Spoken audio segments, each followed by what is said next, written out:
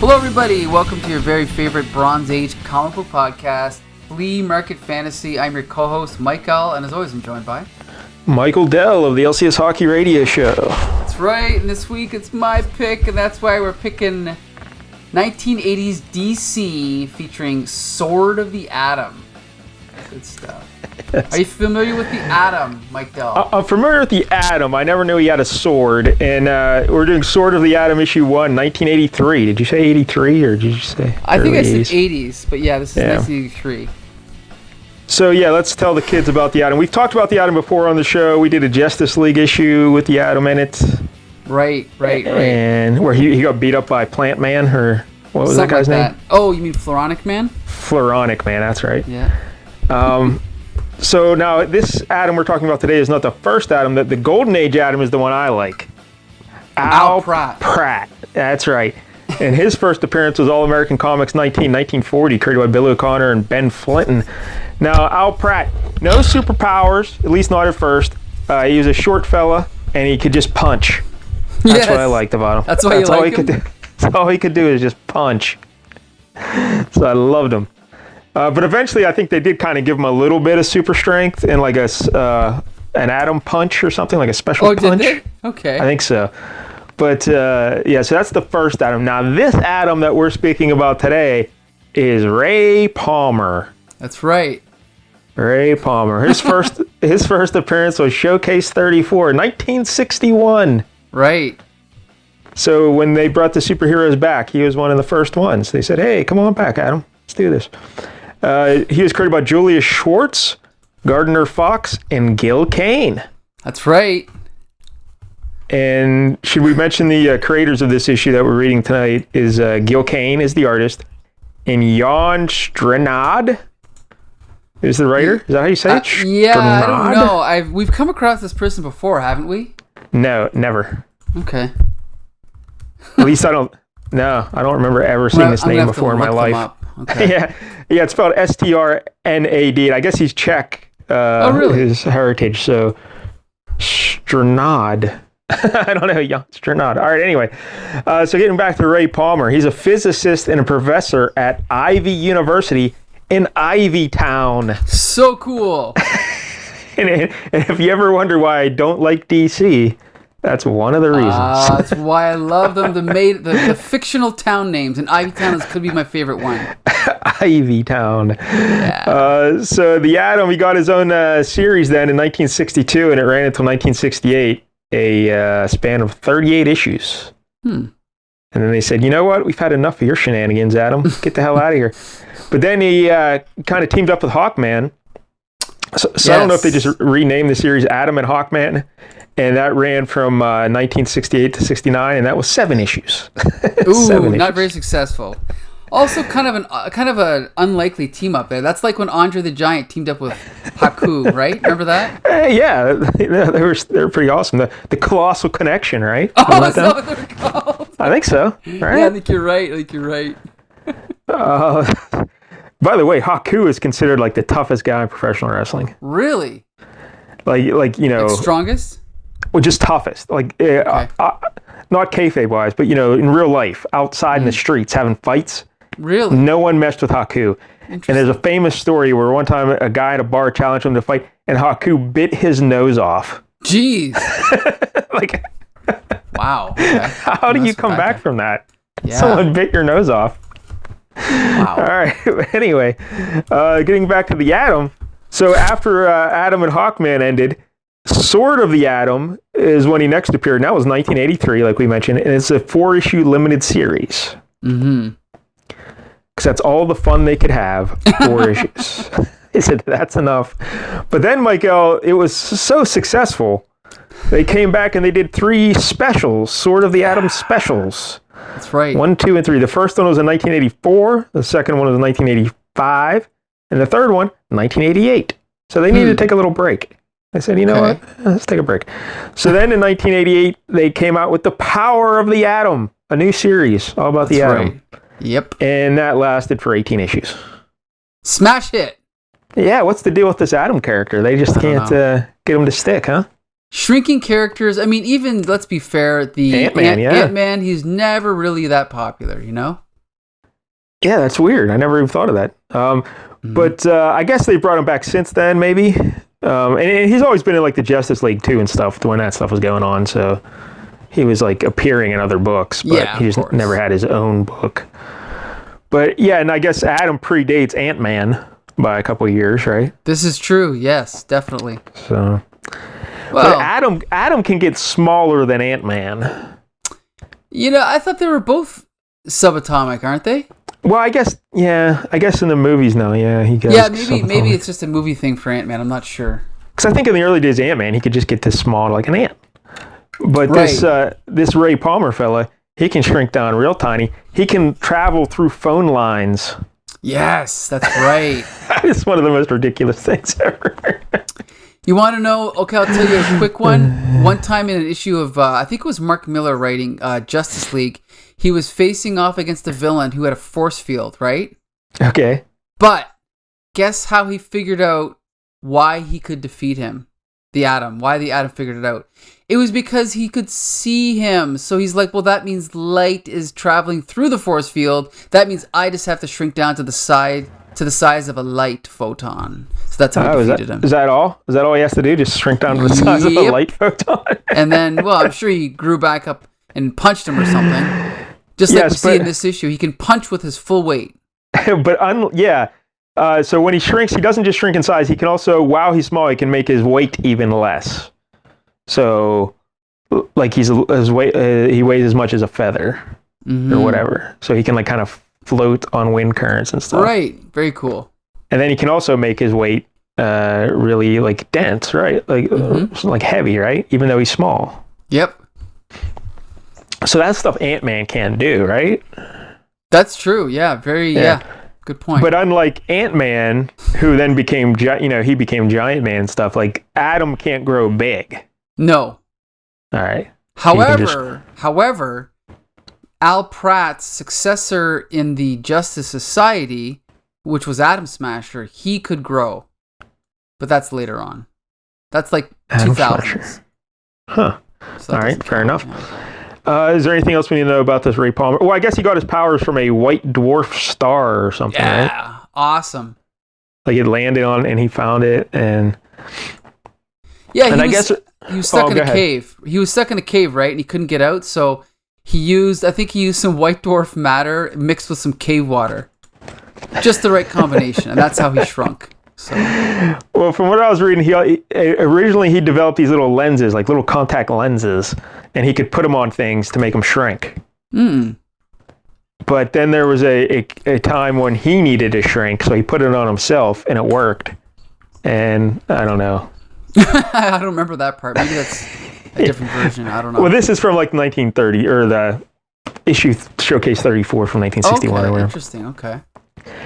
And then he developed it. So now it's like his costume is somehow made from the same white dwarf star material or something. And he has little triggers in the palms of his gloves. Right. And that's what triggers him to shrink. Very cool. So that's kind of like the Ant-Man movies. Don't they always have him push a button or something to shrink? Or... I think so, yeah. Michael, is there a crime unfolding at your house? Yeah, I think someone was jaywalking here in Canada. So oh, no. All right. I called half the police force, so... all right, anything else about the Atom we should know? Only that I think he's got one of the cooler costumes of any superhero. Yeah, it's kind of like it's blue and red. And, but also, I got to point out that, again, the Flash's costume designed by Carmine Infantino was revolutionary at the time, right? Because before then, all superhero costumes were, shirt and pants with a belt. And the Flash was the first one with a one piece. Even though he technically has a lightning belt, it's all a one piece. Then Green Lantern followed, and then the Atom followed after that. So this was high-tech stuff at the time. Well, I will mention that costume you love is not in this book, really. Well, I guess it gets blown up or ripped off him, and then he gets a different costume later, right? Isn't it? Well, it's a variation, but it's in this book at the beginning. You see it. Yeah, at the beginning. Yeah. But also, Gil Kane designed the costume, but he did not design it with a belt, and then his editor made him put a belt on the costume. Ah, interesting. Okay. Yeah. There you go. Gil Kane did not. He said the belt ruins the lines of the costume, but editors there. I have jerks. faith in Gil Kane. If Gil Kane says it, it's got to be true. Yeah. So do you want to just get right into the big book here? Sure. Okay. So DC Bullet miniseries, not limited series, miniseries. That's 4. Right. Yep. Because the big ones are called maxi series. That's right. Maxi series. This is a mini series. Sword of the Atom. All new 60 cents. Number 1 September. First of all, what do you think of this logo, Mike Dell? The main, like with the sword and the little. Yeah. Maybe take a couple swipes at it. They could, send it back for revisions once or twice. That's all. I like the idea of the sword over top of the atomic symbol, though. That's cool. Well, yeah. Let's talk about this right off the top. This sword. Like, what the fuck? The Atom and this sword. This is all nonsense. You'll find out. The whole concept of this book is nonsense.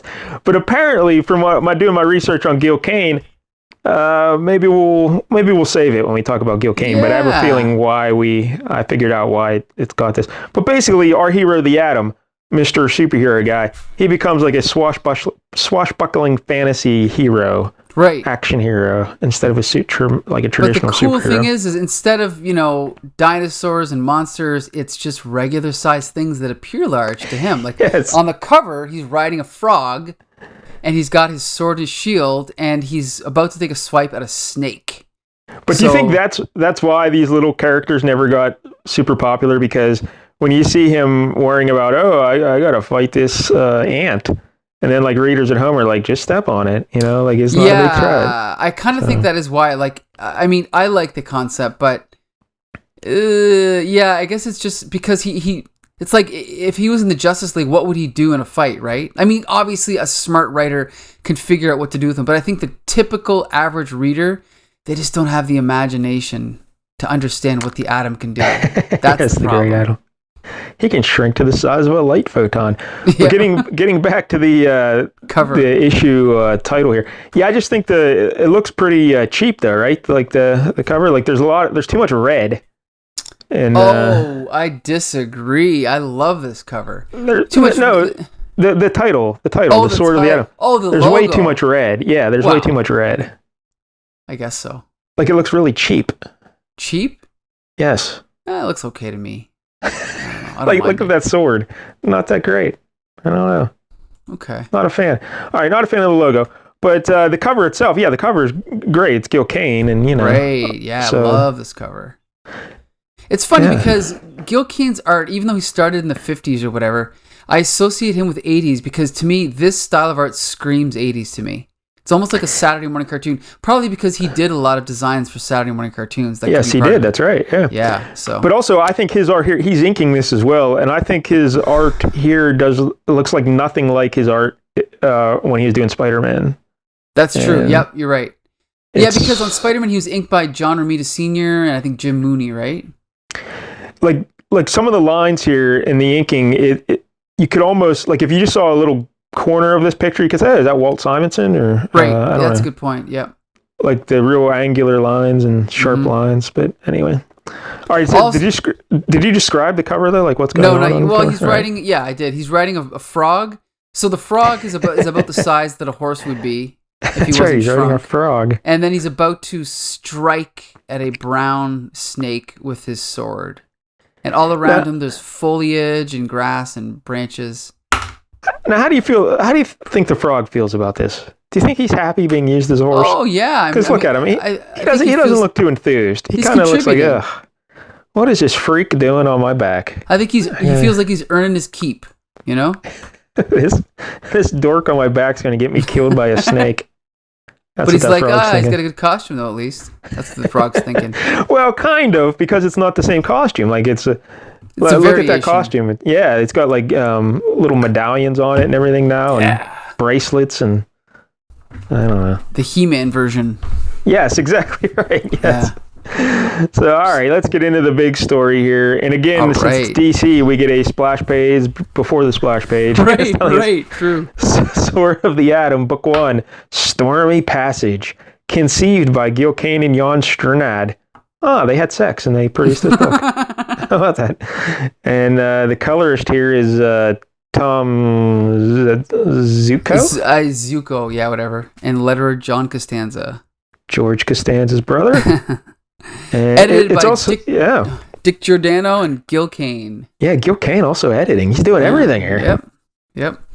And as you pointed out, so it's funny because not only is this almost like a second cover, but it's got 3 Adams. It's got the classic Adam with the classic mask with his ears sticking out, like a full skull cap. Then it's got the barbarian Adam, like really big. Then it's got a small version of the barbarian Adam in front of him riding the frog. That's right. It's kind of funny. Riding the frog. And then we cut to the next page, and it's another splash page. That's right. I got a feeling this is just Gil Kane's sketchbook, and they're like, you know what? I'm going to get paid for these, so I'm just going to stick these into the beginning of the story, and I'll figure out how to work it in later. Yeah. So we see a shot here of the classic Adam, with the atomic symbol all around him, and then we see a smaller Adam in Jean Loring's hand. Jean Loring is his wife. And then on the right, we see Ray Palmer in his like a business suit, and then next to him is a big shot of Ray Palmer's face. So there's technically 4 Adams on this page. Then Jean Loring looking really sexy. Yeah, we should also mention Jean Loring is wearing like a tattered green dress. Right. Like I don't know like what happened at their home, but there was trouble at the house. Right. So. Yeah. So, it's just setting up the story. It's giving you background on Ray Palmer and telling you about the White Dwarf star and how it made him shrink. Yeah. Right. And then we cut to the story. Yes. And we basically see... So it's a dark and stormy night. And I want you to just keep this in mind when we're going through this, that they set this up as like, hey, let's introduce our hero to people this way. Yeah, right? Why not? Well, I'll get back to it in a minute. So here's the thing is, we'll just get into it. So we see some establishing shots of this big house, like with a little kind of brook running in front of it. We see like a shot of a window, shot of Ray Palmer standing in the window, shot of Ray Palmer thinking to himself. So basically what's happening here is he's all upset because his wife is not home, even though she's supposed to be, and he's suspicious of what's going on, right? Is he suspicious? Yeah, he's suspicious. Well, he's wondering what she's been up to. Yeah. Yeah. So he's looking out his window and he's like, wait a minute. I could have sworn I saw a pair of headlights. So he puts on his trench coat to go and see what's going on.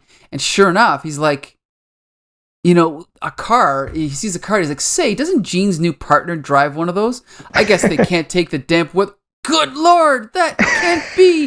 He looks in the window and he sees his wife making out with another man. Yeah. Jean! Oh God, it's Ray! Then he runs away and we see some great dialogue here. Let me go. He's seen us. I knew this would happen. It's over, Paul. Forget it ever happened. And then Paul over in his thoughts. But it's only just begun. Because that's important to know, that's right? So then she runs off. Now this is... Yeah. All right. I got a couple questions. You got to intervene? Okay, go ahead. Yes, go ahead. Because, like I was saying, do you really want to introduce your readers to this heroic guy? 1, his wife cheats on him. And 2, when he finds out, he walks away. She at least grab the guy and say, "Hey, you." But no. But I just don't know if you want your hero to he can't satisfy his wife. Look at that. He can't even take care of his wife. Well, this is what we call in fiction the inciting incident. Okay, so he needs to have his life turned upside down. I guess, but it just makes him look like a loser. All right, Ray Palmer, a loser. Okay. Only losers get cheated on. They deserve it. But here's the other big question: is why would they what happened to her car?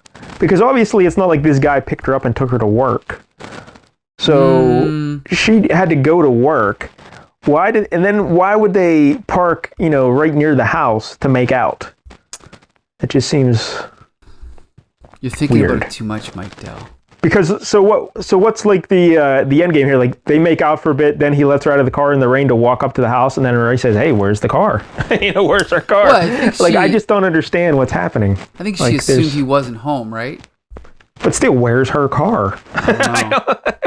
I mean, let's be clear. People have affairs in public. They go to public restaurants all the time, so they do stupid things, right?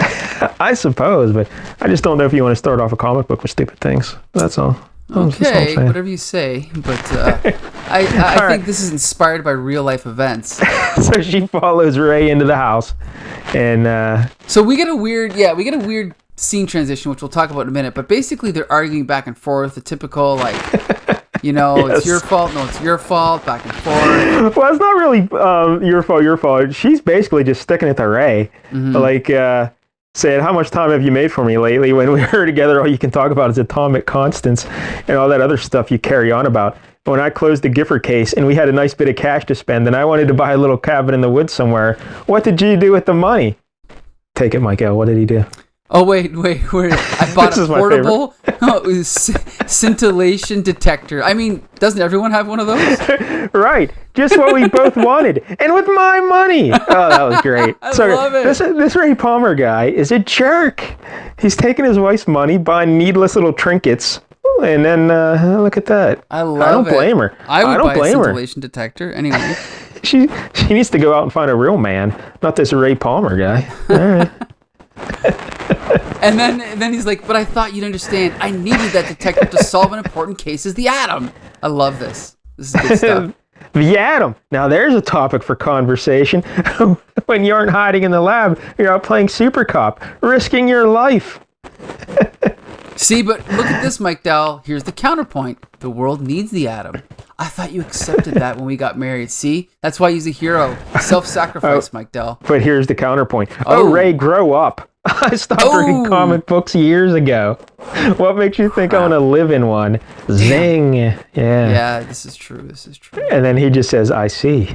Now, this is weird. Yeah, because then okay, granted, I always complain when comic books have a little caption that says, "later," or "a few minutes later," or "in the next room." But here it just straight cuts to her asleep. So I can forgive this.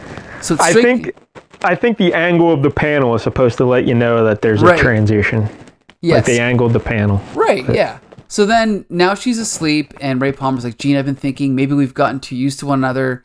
Maybe..." Well, we should say he's standing up looking out the window. Yes. She's in bed with her back to him, and she's in the foreground of the image, and he's in the background staring out the window. Yeah. So basically, he's proposing that they take a short vacation apart from each other, right? So he's going to go to South America to work on a thing, and you stay here and keep getting, drilled by that guy that you work with. Right. And then he's like, "What do you think, Gene? And then he looks over his shoulder, and he can't see this, but she has a tear in her eye, right? No, I don't like this. I expected better out of you, Kane. That's not how a tear would come out of your eye when you're lying down. It would be like down further, I guess it'd be gravity. Angled more, yeah, true. Yes. It almost makes me think someone added it later. Could be. Yeah, could be the editor again, right? Yeah, I don't know. But so then we see so now we're in Brazil, and we see a couple of Brazilian guys complaining about taking this gringo scientist over the jungle. And then they're like, "Well, what happens if he flies too close to the coca fields? What then? Then we turn back. There's a storm brewing. That will be our excuse." So then, what's his name? Ray Palmer runs in. He's like, "Hey, sorry I'm late. I seem to be running behind schedule lately." So, they said, "Hey, are you Ray Palmer, the famous physicist whose wife is at home getting boned by her lover while you're out here with your scintillating whatever they call it, oscillator machine or whatever?" Right. Yes, I am that Ray Palmer. The one and only. So then he's like, so they're like, "What are you looking for in the jungle? It must be very big to be seen from an airplane." And he's like, "Not at all, in fact. It may be no larger than a pea. I'm looking for a star. A piece of pure white dwarf star material that I believe fell here a long time ago." I don't know much about science, but I don't think that's how it works. that stars can break off and fall? I don't think there's pieces of stars. Nope. Because they're made of plasma, but whatever. Yeah. And then look at this Mike Dell. He's brought his scintillation detector. Isn't that great? Who needs a lady when you got one of these? See, this guy's impressed. He's like, very impressive. Right. So anyway, they take off in this plane, and then it's like, "Oh, look at that, and soon." See, one of those little captions, "and soon." It's like, "That's it. I'm getting a reading. Can you fly any lower?" These guys are starting to get suspicious, right? "Well, a lower altitude may not be safe. The weather report is very bad. I'm turning back." "No, we're so close we can't go back." The decision's not yours to make, gringo. So then the other guy just winds up with the butt of his gun and hits him on the back of the head and knocks him out, right? Yeah, he pistol whips him. Bang. Right? Then he's like, too bad, scientista. Any nearer and you would have discovered our secret. So basically, and then he also sees the ring, a ring on Ray Palmer's finger, and he's like, he won't be needing that ring anymore. So he takes it off and puts it on his hand. And then Ray Palmer wakes up and he's like, coca, he said, from which comes cocaine. I've stumbled into an illicit drug operation. And then he's like, so long, Ray Palmer. Hello, Atom. He turns into the Atom. Miguel, I want to see, like, right before he turns into the Atom, quickly, Ray manipulates the palm controls that send dwarf star energy coursing through his body. But he's not wearing his gloves. But what you don't realize is that I think his costume's always there, but it's invisible or something like that. Oh. Yeah. That's why when he turns into the Atom, it just shows up. I think that's why. So, now what about all the pants and stuff he's wearing now? The coat and everything, that just disappears? Or? Yeah. I mean, hey, Mike Dell. I mean... just don't overthink it. I stopped reading comic books years ago. What makes you think I want to review one, right? Anyway. That's right. Don't overthink the logic. All right. So, yeah, he turns into the Atom. Go ahead. So then he narrates for us, by adjusting my weight to that of a feather, I can easily leap the distance between myself and this ring snatcher. Juan, help, I'm seeing things. So then the Atom, again, he goes to full, even though he's only like a couple inches tall, he goes to full weight and he punches this guy out, right? That's a great panel. 1, 2, yep, punches him twice. Boom, boom. And then that guy bumps into the pilot, so then the plane starts. No. That guy accidentally shoots the pilot. Oh, he shoots him. Oh, right, right. Yeah, see, blam. Blam. Ooh, yeah. So it's shot in the back. And then the plane starts going down. So then the Atom is like, whoa, now what? I can't let go of this door frame to work my size controls. Yeah, so I guess everything is controlled in his gloves. You're right. I thought it was just but I don't understand. Yeah, I don't know. It's weird. Yeah. But then the Atom's dilemma becomes academic as a bolt of lightning surges through the ship, electrifying the metal hull. And the Atom shocks him. Right. So then he falls. And by the way, so I think it's because he's the weight of a feather here, right? Yeah, I'm guessing that's why he survives. So he's kind of floating down, yeah. And then, but as he's falling, he catches a glimpse of some water, splashes into the water, and then half-consciously he swims, pulling himself to the shore. Awareness drains from his body like blood from a wound. And then he falls asleep. Then later he wakes up. And like just the top of his head, it blew off. Right. Like so his hair is free flowing now out of the mask. Right. To give him his new costume design, right? Yeah. Because that's the way it looks now. But anyway. Yeah, it looks exactly. Because look on the next page, it's like perfectly designed and cut. Yeah. Like the mask. So anyway, so he decides, he's like, well, I better go look for the plane. He's like, oh no, look, a giant snake. Where'd he come from? Wait, it's not a giant snake. I'm still small. Oh no, my size and weight control short-circuited by the lightning. Useless. I'm trapped at 6 inches.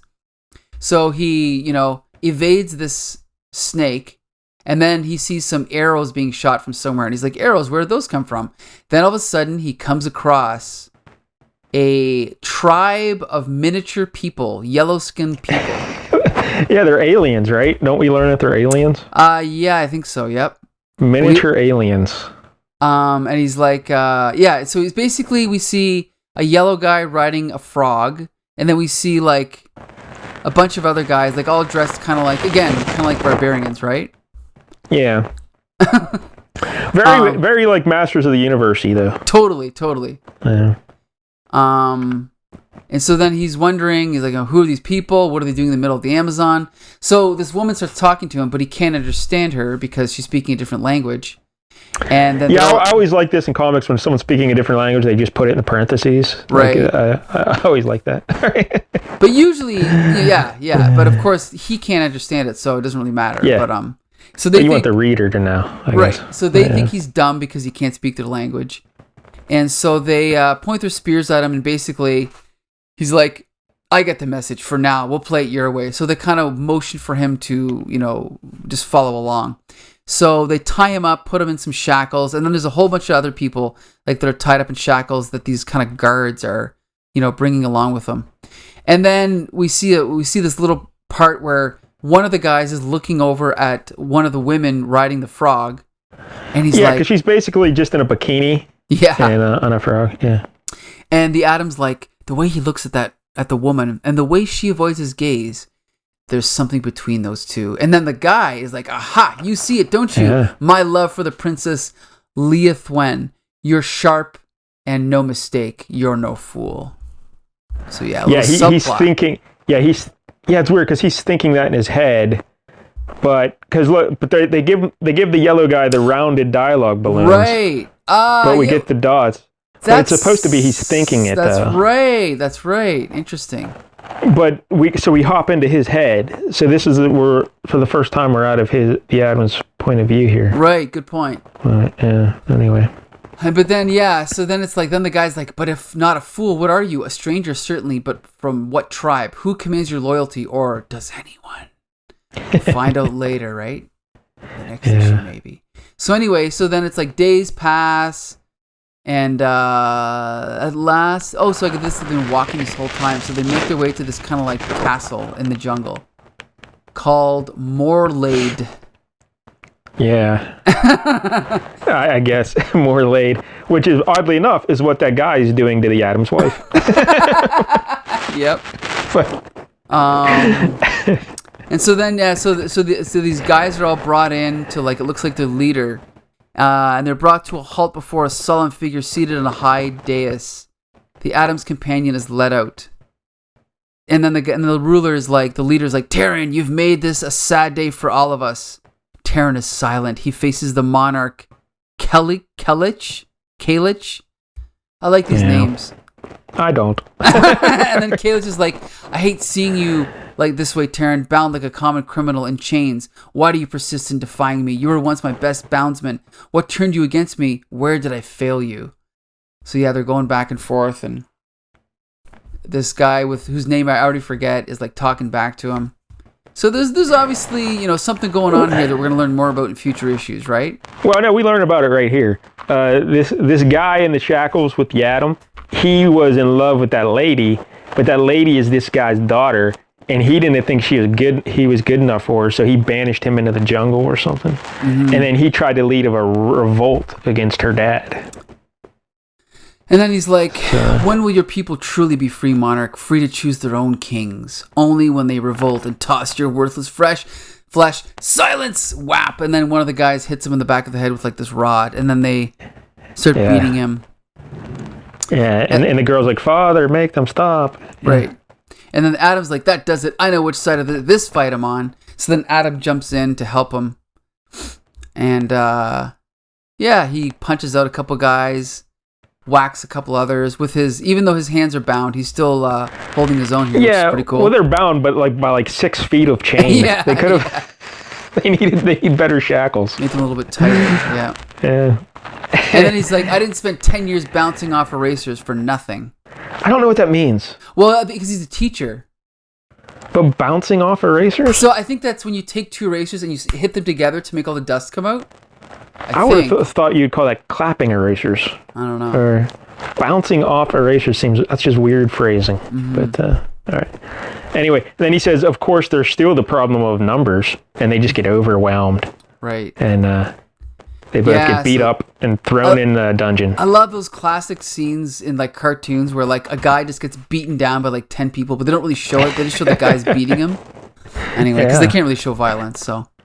Anyway, so then these guys get thrown into like a dungeon, and then they're kind of just laying there, but kind of just laying there. Yeah, they're like, what's going on? Something's happening, and then a sound is heard, a loud scratching, the squeal of claws against metal, the hiss of hidden hydraulics, and an imagined horror suddenly becomes real. So they turn around, and on the next page we see a full-page splash of a bunch of rats about to kill them. Or eat them. Yeah. Or to attack them. Yeah, all the rats are in the foreground, and like their backs to us, and Adam and the other dude are facing us off in the distance, like, and the rats are going to eat them. But that's not the cliffhanger. There's one more page. We cut back to Jean Loring at home, and she gets a phone call from South America. So she quickly has to dress, get out of bed because she was just getting plowed by that guy, and then she answers the phone. Right. And these guys are basically calling to tell her that they found the dead body of Ray Palmer. And they know that it's him because even though the bodies were burned beyond recognition, he's wearing a ring that says, "To Ray, all my love forever, Gene." And that's the ring that the guy took off him at the beginning of the story, or the middle of the story. Yeah. And so she's like all distraught, and then she, drops the phone. And then the guy's like, "Hello, are you there, Miss Loring?" And that's the end. Mike, when you get distraught, there's like a pink balloon form around your head, and like yellow, or red and blue dots and stuff. Yeah. It's a little weird, but this is the 80s. I told you, it's 1983. What do you expect? Yeah, there you go. That's how the book ends with Gene Loring. Oh my God, Ray's dead. Well, I'm going to go back to having sex. See you later. I got to say, if I was writing the story, I would have put this scene earlier because clearly the cliffhanger is the rats. It's not the frickin' phone call, right? Yeah, I suppose. But I guess if you want to get the phone call in there, I don't know. If you're going to have it there, I guess having it at the end's the best because then it ends on that the world thinks he's dead now. So it's I think he's dead. I guess you're right because now people know that he's trapped. Yeah. Yeah. Either way, it doesn't. I don't know. So I just don't know if you want to put that like before we get to the end, like we tie up the Adam story and then we get that because that. But if we were to get that before we tie up the Adam story, then it would like take away the impact of everyone thinking he's dead because we know he's not dead. But either way, I don't know. Whatever, it doesn't matter. All right, so there it is. The Sword of the Atom, issue 1. That's right. So let's talk about the creators here, I guess. Sure. Because I did some research because I never heard of this Jan Strnad guy. Jan Strnad was born in Wichita, Kansas. Huh. And he's famous for his collaborations with artist Richard Corbin. Now, do you know who that is? Yeah, he's an artist for, is it Heavy Metal Magazine? That's right, Michael. Yes. Because I had no idea who he is, but yeah, and I kind of forgot until you mentioned Heavy Metal. I'm like, oh yeah, that's right. Right. Aside from this Sword of the Atom, he also wrote one issue of The Amazing Spider-Man. You probably reviewed it on the Spider-Cast. That's where I know his name from. Okay. He did issue 228 in 1982. Oh, I read that, of course. Yeah. And he wrote all 4 Sword of the Atom issues and all 3 specials. And he did a bunch of stuff for Dark Horse Comics, including like a few different Star Wars series. Right. And I think he did the Starship Troopers series. Okay. And also something called Rage More, which is like a horror comic. Huh. Never heard of that one. And I think Richard Corbin may have been the artist for Rage More as well. Really? If I'm remembering properly. He also worked on a lot of animated series, including Darkwing Duck and X-Men the Animated Series. Get out of town, really. And that's pretty much all I have on Jan Strnad. Okay. Yeah, that's about it. So, what about Gil Kane? Well, do you want to talk about the writing here? Oh, should we? Okay. Here's the thing, is that as I was reading this issue, it was very clear that Gil Kane probably plotted the whole thing and just drew it and then gave it over to this Jan guy and he just added the dialogue. But you could have so easily just pulled this dialogue out and replaced it with anything, right? Pretty much. So the dialogue was not great. However, the plot was fine, I think, Like a better writer would have written a better story in this plot, I think. I mean, it was fine. It wasn't bad. We've read much worse. Yes. Yes. It's fine. Like there's obviously some blatant exposition and stuff and whatever, but that comes with the territory. So what are you going to do? I didn't have huge problems with it. I just think, again, the logical stuff about the affair at the beginning, and then his him transforming. I still don't understand the gloves and the transforming. I don't get that. But I guess that's not Jan Strand's fault. It's more of an Adam problem. Right. I probably wouldn't have gotten out of the Adam's POV at all. I don't think we needed to. Yeah, I mean, to be honest, even him noticing the woman, there's nothing wrong with that detail, but it was just an odd thing to fixate on, I guess. But again, it's going to lead somewhere, so. But, and you didn't even really need it because it comes out later when they're confronting the king or whatever that she likes him. So, All right, so anyway, it's fine, but nothing great. All right, so Gil Kane, the artist here. Now, we've talked about Gil Kane a lot, like because he always does a lot of covers, but we've never actually done an issue that he's drawn. I don't believe. Really? Okay. Yeah, like we've done issues where he's done the cover for, but we've mentioned him previously. So his real name is Eli Katz. Yeah, I think I knew that. And he was born in Riga, Latvia in 1926. Jewish, right? Yep. Sadly, he passed away in 2000 at the age of 73. Mm-hmm. And he immigrated to the U.S. with his family in 1929, and they settled in Brooklyn, New York. And he attended high school at the Manhattan School of Industrial Art, which seems to be a theme about a lot of these creators from this era. They all went to high school there, it seems. Right. He got a job working for MLJ Comics, which would become Archie Comics. Right. When he was just 16 years old. Amazing. So he quit school in his senior year just to go work full time doing comics. Very cool. And he got fired after 3 weeks. Really? So, yes. So he took a job with Jack Binder's agency. Now, are you familiar with Jack Binder at all? No, I don't think so. He was one of them fellas, what did they call them? Were they assemblers or comic book assemblers? Like, they had everybody on, it's kind of like a publisher, but a little different. They had a bunch of people working on comics, and they assembled them and packaged them and sent them off. Really? No. You know what I mean? Never heard of it. Yeah. All right. Anyway, he's one of them guys. So he started working for them, and then he was rehired by MLJ a few weeks after that. So think about this. This kid, a teenager, he quit school to take his first job. He gets fired. Then he jumps on another job. And then he gets rehired by the first job. That's craziness. That's a lot of stuff going on. It's a different time, yeah. So MLJ, when they brought him back, they gave him a bump in pay. I guess they realized, hey, we miss you, Gil Kane, or Eli Katz, or whatever. And and they gave him his first job of drawing something, Inspector Bentley of Scotland Yard in Pep Comics. That was his first gig. Mm-hmm. Inspector Bentley. During the 1940s, he served in the Pacific Theater of World War II. And he had already been working with various comic publishers. In the 1950s, he did several series for DC, including 57 issues of All-Star Western. Nice. And 43 issues of The Adventures of Rex the Wonder Dog. Really? How about that? Rex the Wonder Dog. In 1960, he co-created the Silver Age Green Lantern. That's right. And he drew 69 of the first 75 issues. Freaking awesome. In 1961, he also co-created the New Atom, which we read here today. Mm-hmm. And he drew the first 37 issues of the regular series. I think there's only 38, so he just did all but the last one. That's great. And he also drew Plastic Man issue 1 in 1966. Nice. Also in 1966, he started doing freelance work for Marvel. And he drew Hulk stories in Tales to Astonish under the pseudonym of Scott Edward. Really? Okay. So if you see Scott Edward, that's Gil Kane.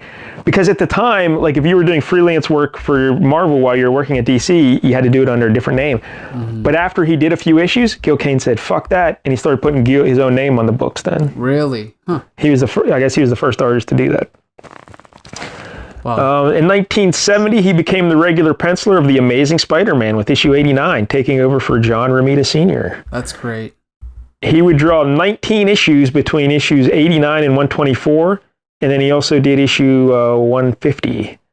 So only 19 issues. I would have thought he did more than that. But, yeah, he doesn't really get much attention because people talk about, Ditko, Romita, even Ross Andrew, but they don't really mention Gil Kane. But I think he's great. But he had two very big things there, right? With Spider-Man. He did that anti-drug story. Right. And then also, because that was the story that wasn't approved by the comics code, and then right. So that really opened up changes in the comics code. And also he did the death of Gwen Stacy, right? Yes, that's right. So that's two big deals there he did. Mm-hmm. He was also Marvel's premier cover artist throughout the 1970s. Yep. And during the 70s, he also revitalized Captain Marvel, and he helped co-create Adam Warlock, Iron Fist, and Morbius the Living Vampire. Nice. And in 1974, he helped transform our buddy the Cat into Tigra. He designed Tigra. He drew all 4 issues of Sword of the Atom, but he only did the first 2 of the 3 specials. He did not do special number 3. Okay. But get a load of this though, Michael. He also helped pioneer the graphic novel. Oh, what was the guy's name? His name is Savage. Well, yes. Oh. He self-published a 40-page magazine format comics novel called His Name is Savage. Right. And but it's not Doc Savage. No. It's a fella, like he's an espionage agent. Well, that's tough for me to say. He's a spy. Let's go with that. And he based the character on Lee Marvin. And so when you look at the cover, it's Lee Marvin. Right. And he said he never got in any trouble for it because no one ever read it. So he didn't get in any trouble. But yeah, so then in 1971, he came back and did a science fiction sword and sorcery book called Black Mark. And that was also like a graphic novel kind of thing. Nice. And Howard Chaykin was his assistant on that. And Howard Chaykin considered Gil Kane like a mentor and a father figure. But getting back to Black Mark, I think that's where he got the idea for this Sword of the Atom. Because yes. I'm looking at it right now. It was a fantasy kind of deal. And so if he had that as his idea back then, I'm sure, because he's the one who conceived this Sword of the Atom nonsense.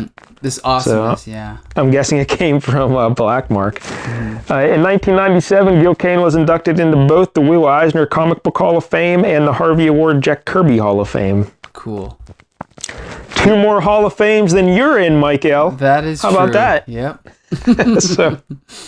So Gil Kane, any other memories of Gil Kane, Michael? Memories? Yeah, any other issue you remember? He's always been one of my favorite artists, absolutely. And he also did a lot of Superman comics in the 1980s. He did a run on Action Comics with, I think, Merv Wolfman. He did some issues of DC Comics Presents. He did a few of the annuals. And yeah, he's just always been one of my favorite artists. And I'm not sure if you came across this in your research, but do you know what his last published comic was? I don't remember reading that. It was a Superman Prestige format comic called... I don't remember what it was called. But unfortunately... I think he died while drawing it. And and then they're like, okay, you know what? We'll get John Buscema to finish it up. John Buscema died as well. Isn't that crazy? What? Yes. Drawing it's called Superman Blood of My Ancestors. Holy hell, how would you like to be the third guy they contacted? Yeah, I know. So like, where's Jim who did they get to finish it? Yeah. Well, no, like he finished it, then died. Oh, okay. Yeah. I was going to say, like, holy hell. It's like, maybe just leave this one in the drawer. Yeah. Yep. I'm looking it up right now, yeah. But anyway, yeah, it's it's good, but it's pretty weird that they both died drawing it. But anyway, yeah. Yeah, 2 all-time iconic artists of the comic book industry. Same book. Gil Kane, I'm a big fan of the Gil Kane, and he also did like 4 issues of Daredevil, old school Daredevil. Ah, right, okay. I forget who followed on that, but I remember I was going through reading all of them, like, you noticed, the art changed, it got better. Right. Gil Kane. Yeah. But I always think of the Spider-Man stuff first. So yeah, he's just like, he's like as dynamic as Kirby, but his anatomy is like textbook perfect in my opinion. I just love it. Here's the thing. I think I'm not too crazy about how he inked this issue, though. No, yeah. Well, his 80s style was different because his inking got thicker, right? His lines got thicker.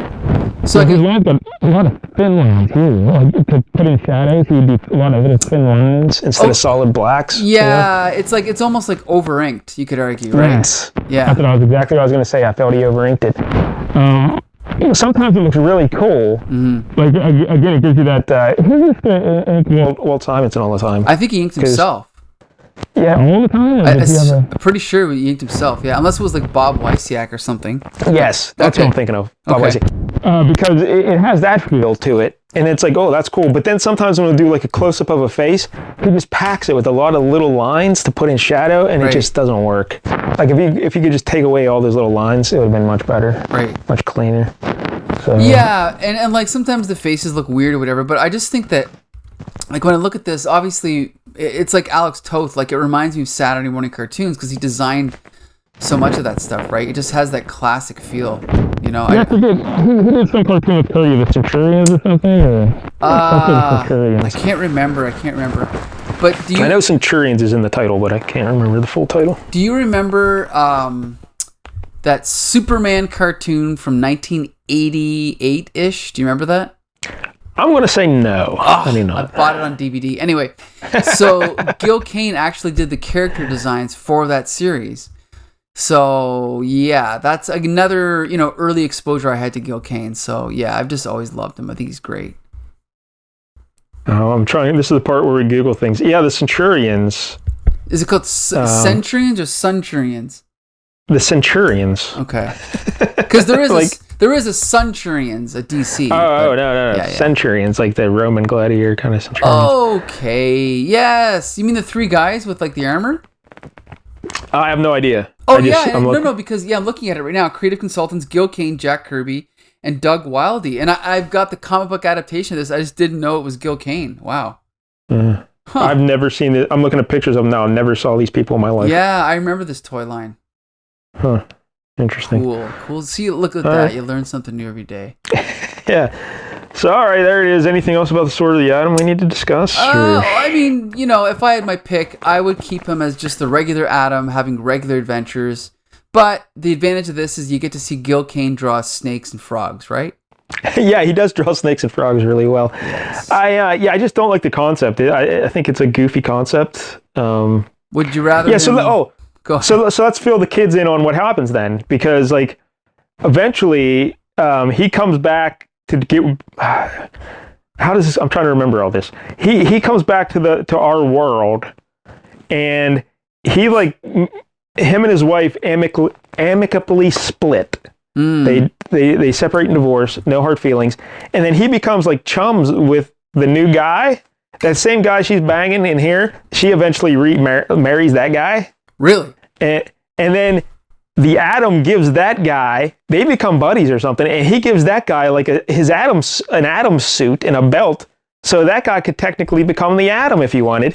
And then this Atom goes back to the jungle to live with these people. See, that's ridiculous. Yeah, but it gets crazier because his wife, that Jean Loring lady, then she gets like, I think she goes loopy, and she becomes like obsessed with getting Ray back, and he doesn't want to get her back because he's down in the jungle banging that yellow skinned alien lady, and so she becomes like a villain. And who was what's Elongated Man's wife? Remember they had her get raped? Oh boy, yes. Digby? Yes, Sue yes. This Jean Loring, like, she kills Sue Digby. Yeah, See, that's where DC goes off the rails, in my opinion. Yeah, this poor woman's already been raped, so what can we do to her? Oh, let's have this Jean Loring. I guess, doesn't she, like, shrink down and go into her body? And, like, into her brain, and then... Yeah, have her an aneurysm, right? Cause an aneurysm, just kill her or something? Doesn't she also burn her to death, like burn her alive? And I think so. It's ridiculous. I don't know. I enjoyed that survey on Reddit, but the more I thought about it, I hated it, Because her reasoning was, if I kill Elongated Man's wife, that'll make Ray realize, oh, I should go take care of my ex-wife or something. So that's why she comes back. Right. But it didn't work out. And I guess she ends up becoming some supervillain, and then she dies, and then she's brought back to life at some point, and then she dies again. It's all that kind of stuff. That's why you just, again, it's like Jean Loring, or said at the beginning, it's like, I read comics when I was a kid, the whole deal, right? Like, it's stuff like that makes you second guess this whole thing, right? But anyway. Yes, it does. So yeah, Sword of the Atom. Just forget any of this existed. Just forget all about this. Just focus on Golden Age Atom who could punch. That's the guy you want to look at. Boom, boom. For boom. The Gil Kane artwork, though, I still recommend it, though. Yeah, I'll say this. This book's not terrible. Mm-hmm. Like, it's not Camelot 3000 terrible. It's not. It's fine if you buy into the concept. Right. But I just hate the concept, and I hated the beginning. I don't think that's what you do to a hero. But Gil Kane's art is really good, and it's Gil Kane. So I was gonna just give it a 5, but I'll give it a 6 just for Gil Kane. So I'll give it a 7 for Gil Kane. How about that? That's a little much. All right. Gil Kane deserves a 10, but I gotta lower it because of the story. But anyway. Yeah. So all right, Michael. Next week it's my pick. All right. And recently, Michael, on the Twitters and stuff, you're putting out a list of all our guests that we've had on the show. Right. And the number of times they've been on. And our buddy Miles Watson and I think Kevin Jank and G.I. Jolie have all been on, I believe, 6 times. They're the leaders. 6 appearances. I think Jolie's at 5. But yeah. No, she's at 6. Remember, I pointed out the 6th one? Yeah. Okay. Yeah. Because I'll write them down for you right now if you want. No. It's on the database. It's on the database. We got Teenage Mutant Ninja Turtles, Iron Man, Power Man and Iron Fist, Christmas with the Superheroes, Amethyst, and there's one more. Wait a minute. Are you saying I'm going to have to tweet this out again? No, remember I told you you retweeted it again, I think, and you had it correct the second time. Let me check, because I think the second tweet I had Jolie is still at 5, but let me check. I'm pretty sure she's at 6 too, but now I can't think of the 6th one though, so maybe it is just 5. Oh, darn. Oh. Yeah, look at this. Jolie and Pork Carrot are at 5. Kevin Jank and Miles Watson are at 6. All right, so yeah, maybe Jolie is just at 5 because I can't think of the 6th one. Yeah. So all right. So Julie's at 5. So anyway, Miles Watson and Kevin Jank are at 6, and Miles Watson wants to break that tie. So he's coming on. So now there's a competition. Yeah, he wants to be the first to 7. So next week, Miles Watson will be here, and we will be doing Sergeant Fury and his Howling Commandos, issue 98 from 1972. Okay. Yeah. We've never done that before, have we? No. Ah. Sergeant Fury. Now, this issue that we'll be doing, Fury really isn't even in it that much. He's in the hospital recuperating. So, Dum Dum Duggan. Or is it Dugan? I think it's Dugan. Dugan or Duggan? It's Tigra. I think it's Tigra and Dugan. Dum Dum Dugan. All right. But, yeah, he takes up his own little squadron of 12 convicts, and he turns them into a fighting team. Almost like the Dirty Dozen, you could say. Nice. Because there's 12 of them. So yeah, it's just a blatant ripoff of the Dirty Dozen. So that's what we'll be doing next week. I'm just going to look up this cover. I want to make sure I got the right one. Now, is this by any chance Jim Steranko? Oh, no, that's No, S.H.I.E.L.D. it is not. That's S.H.I.E.L.D., okay. Yeah, the artist here is Dick Ayers. Oh, right. Dick Ayers. So but the cover artist is John Severin, Marie Severin's brother. Right. Okay, I see the cover now. It says Dugan's Deadly Dozen, or Duggan's. That's right. Yeah. It's instead of the Dirty Dozen, right. Deadly Dozen. So that's what we'll be doing next week. All right. Sounds like fun to me. 9 o'clock, right? Sure. All right. If you want to tell people when we record the show, 9 o'clock. Oh, yeah. I mean, sorry. Tuesday morning at 9 o'clock a.m. I'll see you then. Okay. So, yeah, every week on Flea Market Fantasy, we review a different Bronze Age comic. 1 week I pick, 1 week Mike Dell picks. You can find us on Twitter, Facebook, YouTube. You can find us on Stitcher, Apple Podcasts, and what's the other one? Spotify. All under the Comic Book Syndicate, and you can... And this week, Michael, we've been added to Pornhub. Oh, there you go. And Miles Watson is joining us again just in time. So, until next Tuesday, disperse!